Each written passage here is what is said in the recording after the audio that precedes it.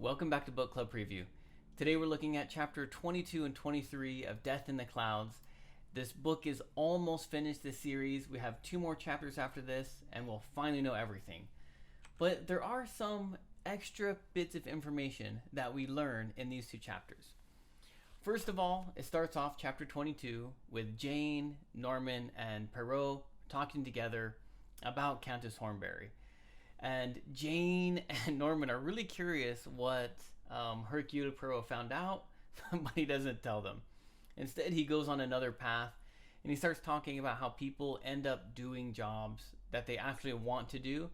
Even though they say they want something else, they're actually doing what they want to do. He gives an example of an office worker who says, "I'd rather be on an adventure." But actually, if he was on that adventure, he probably wouldn't like it. He actually prefers the comfort and the safety of his office, but maybe he likes to read exciting adventure books. As he's sharing this, he talks to Jane and he says, speaking of which, Jane, do you want to become my secretary and travel to Paris with me? And Jane's like, no, I can't do that. That's just a temporary job. I need security. I need to stay at my job. And Hercule says, okay, that's fine. Well, it ends up where a few days after Hercule talks to her about this, she ends up getting fired from her job because she got angry at one of the customers and yelled at her.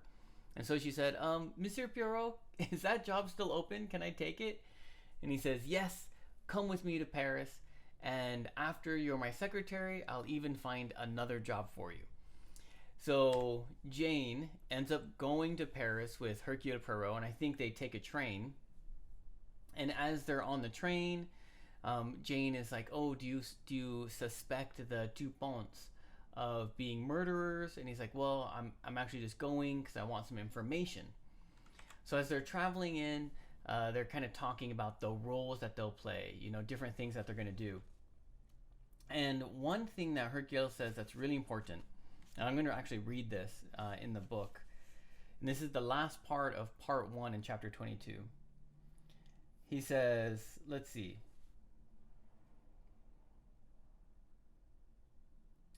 I will do the best I can, I promise you. But I have a very strong feeling, mademoiselle, that there is a figure, a figure is a person, who has not yet come into the limelight, come into the stage, come out as part of the main characters. As a part yet unplayed, he shook his head frowning. There is, mademoiselle, an unknown factor in this case that everything points to. So he needs to travel to Paris, talk to the Duponts to get more information to find out about this hidden character. Now when they get to Paris, they meet with the Duponts. Jane's job is to distract the son. So that way Monsieur Poirot can talk to the father and get some of that secret information that he's looking for. I still don't know in this conversation what Hercule was looking for. And even Jane, as she's talking with the son, is trying to listen to Hercule's conversation. But eventually, someone suggests that the 2 young people go watch a movie. So they go take off and Hercule can just focus in on Monsieur Dupont, which he just talks about archaeology and different things like that. And Monsieur Dupont is sharing and sharing and sharing. And as they're sharing, Hercule kind of talks about, oh, do you ever take personal donations? And Monsieur says, oh, yes, we do. And he said, well, how about 500 pounds? And the Monsieur Dupont's like, what? Are you serious? Wow, that's fantastic. And he says, well, yeah, I would like to give you this money, but I need a small favor. And he says, well, sure, whatever, anything. He says, I would like you to take my secretary with you. She always wants to visit Persia. Can you use her as a secretary as you take her with you to Persia? He says, well, I don't think I was planning to do something like that, but yeah, maybe I can with your donation. And Hercule says, wonderful. When Jane hears this, she thinks Monsieur Poirot is a little crazy. She's like, I can't take this job. I'm going to be over here with Norman or over here with Norman. And he says, oh, relax. Just because you're excited about a new job doesn't mean you've gone and taken the job and gone on the trip. It says, for example, I'm excited to give Monsieur Dupont 500 pounds as a personal donation, but I have not signed the check yet. Okay?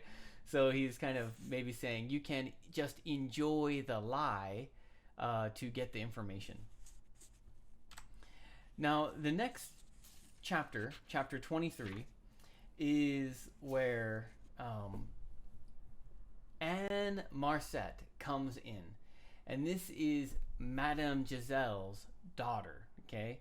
So we're before we see her, Ferrero comes into Hercule's kind of sitting room, and they're talking together. And Ferrero's like, man, last time you were here, Monsieur Ferrero, you gave me some ideas to think about some things. And you talked about why was the blowpipe found? Well, the blowpipe was found because the murderer wanted it to be found. Yes, correct. Said, so why did the murderer want it to be found? Because it wasn't actually the murder weapon. Yes, you're on the right track. Okay, so there were different things that could have been a murder weapon. One, Countess Hornberry had this stick that you would put a cigarette in. She had two of them. That could have been the weapon. And there were the pipes that the Duponts had. There were two pipes, so you could have blown something in one of the pipes. And he forgot one, the flute. And Hercule's about ready to share all his ideas when suddenly, oh, there's a phone call. It's Madame Giselle's lawyer. The heir to her fortune has arrived. And so they want to go down and meet Anne Marcet, who's also known as Mrs. Richards, because she just got married a month ago. And they start to learn a few things. One, Madame Giselle lived in Quebec, and she met some guy, probably wasn't a good guy. They got married or something. Loman, I think his last name. And then after she was pregnant, he ran away. Madame Giselle had a baby, but she couldn't afford the baby, so she gave it to an orphanage, and then maybe met another man and left to France.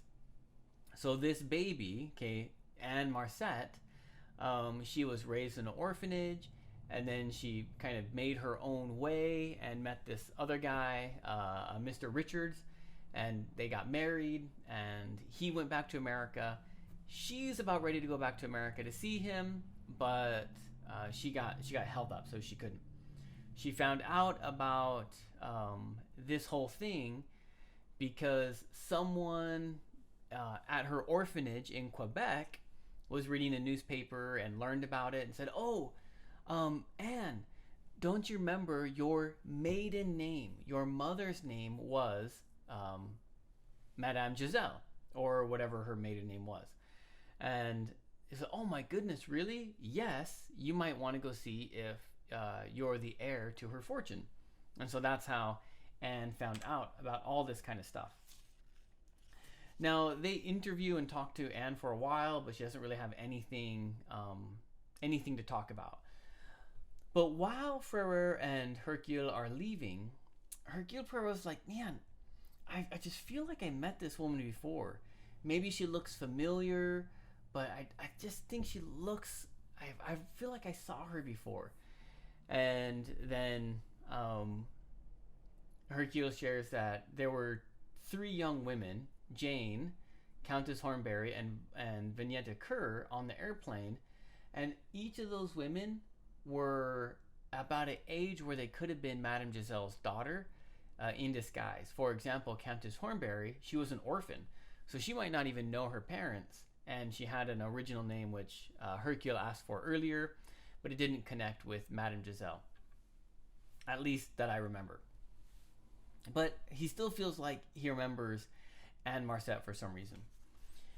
So as they're walking, they go back to the hotel, I guess, that Hercule is staying at, and they see Dr. Brandt. And when they see Dr. Brandt, Fourier kind of goes to the back to kind of watch to see if they're going to learn something. He kind of goes to the background to observe. And Hercule goes up and says, oh, Dr. Brandt, how are you doing? And Dr. Brandt isn't very happy to see Hercule Poirot, But he says, "Hi, Mr. Bureau. Okay, I'm gonna tell you, I've retired. I'm leaving the medical field because I'm running away with some woman, and we're gonna go to Kenya and try to be happy and in love. She's married to a drug addict, and I'm rescuing her." And yeah, I think that is where that ends. And he has his flute, of course, with him, and he loves his flute and he loves music. Yeah, okay. That leaves us with some vocabulary. First, R.I.P. R.I.P. means rest in peace. That's often on a gravestone when people die. So it's R.I.P. Rest in peace. In the old times, you had to pay ding ding ding ding ding ding ding $1, $10, $100, whatever it is for each letter. So they would just say R.I.P. instead of paying everything to say rest in peace. Enigmatically is puzzlingly. Hercule is very enigmatic, very puzzling, and he always makes you confused. A row is a fight. We might have had this word before, but a row. Lolling is slumping, and I'm not sure why these are together. So the next one is disillusioned. So actually, let me do it with lolling a little bit more. I think we might have had this word, but I'm trying to find a string or a rope. If I have a rope tight, the rope is tight, but if I loosen it, then underneath it kind of goes, it kind of bends. This is like lolling or slumping or leaning. Disillusioned is disappointed. So imagine you have this idea. Okay, let's say you have a favorite movie star or singer, whatever, and they are like the most wonderful person in the world. You have this illusion of them being so magnificent. Okay, but then maybe you see a picture of them on the toilet. Okay, I don't know why you'd see a picture of them on the toilet, okay? But if you imagine that person, but they're on the toilet, maybe they have diarrhea. Oh, okay, and you see them in a bad light, suddenly like, they're not as beautiful or handsome or cool as I thought. This image is disillusioned. So it kind of means disappointment. There's a lot of different ways. When you're young, for example, maybe you think your parents are the best in the world, but as you grow older, you realize, oh, my parents actually made a lot of mistakes. Okay, that's disillusioned. Hopefully that's not with your parents, but that's an example. Besought is asked. It's kind of like a strong asked. Monsieur Dupont says, "Oh, Monsieur Poirot, please don't listen to this archaeologist or this archaeologist, or they're fakes. Don't listen to their ideas." And Monsieur Poirot says, "Oh yes, I promise. I'm not gonna read their stuff." Specious. I didn't know this word. I had to look it up. It means false or untrue. Verity. Okay, they use the word verity. In verity means truly or truthfully or honestly. Affably is friendliness. And then the last one, a trunk call. I didn't know what that is. That's an old word, which means a long distance call. That leaves us with our discussion question. I just kept thinking, why did Monsieur Poirot feel like he recognized Mrs. Richards? This is the married name, or Anne Mosset. Why do you feel like he recognized her? Is there some connection that we're missing? That we saw her maybe in the previous chapters? What's going on here? I might have an idea, but I want to hear your ideas first. And of course, please make your own discussion question. That's all the time that we have for today. Thank you so much for joining me for this episode of Book Club Preview. I'll see you soon. Bye-bye.